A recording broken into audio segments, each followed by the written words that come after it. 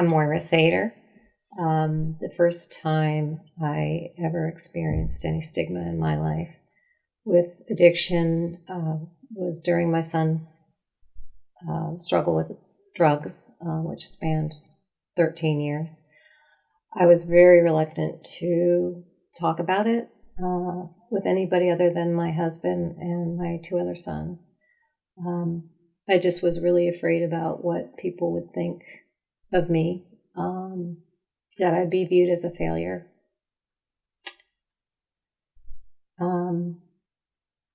Everybody else seemed to have kids that were very successful and doing all the things, going to college, and never had any problems with drugs, so I was really afraid of what they would think of me. And then I've had several different experiences with stigma. There was an incident in our own family that was very painful. A sister-in-law of mine was collecting money for my mother-in-law's 80th birthday gift, and she had misplaced some money, and she had accused my son that he had taken it. And I was stunned when she accused him, and I thought, well, why would you think that he had done that? And she had said, well, he is an addict, and I'm sure he is a thief and steals things too. And I really came unglued. And it was just very painful that she would think that of her own nephew.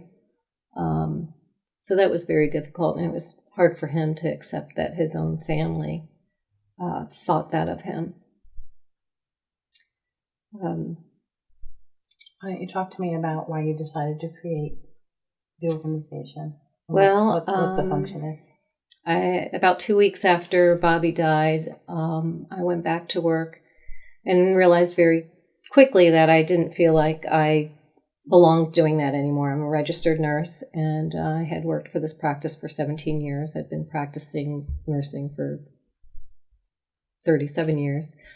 And, I really felt pulled to do something to help people in the community. And so I went and sat in my son's room, and I thought, what did I wish I had that when we were going through Bobby's addiction? And I thought two things. I wished I had somebody to talk to who really understood what I was going through, because I really didn't think I could talk to my friends about it. They didn't really get it.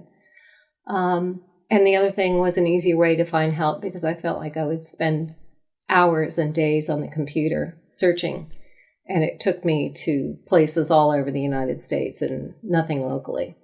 So I decided to start Come As You Are, which is a substance abuse prevention nonprofit, and just to connect anybody who's been impacted by addiction to support and treatment resources, and also to raise funds in the community to support local prevention programs, which really is exciting. That's what we do a lot of. And we have our big fundraiser in September, and we've been very successful, and we have got all kinds of programs in place in the community. So it's been great. It's very rewarding. What would you say would be something that could attack the problem of stigma, as far as how do you approach that and try and spread education and understanding?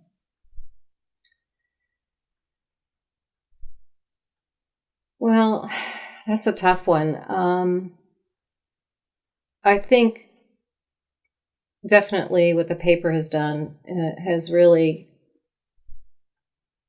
educated the community on how much of a problem we have in our own community.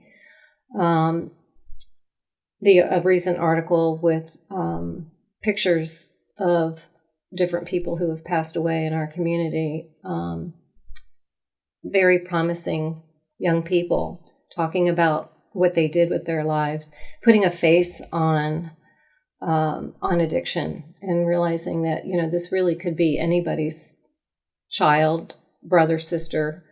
I think the more we talk about it, and the more people that come forward and talk about it, because I knew when my son died, I was going to tell people how he died, because I thought that was important. and not hide behind it. We're never going to get anywhere unless we speak out about it and we're really open about it. So that was important to me.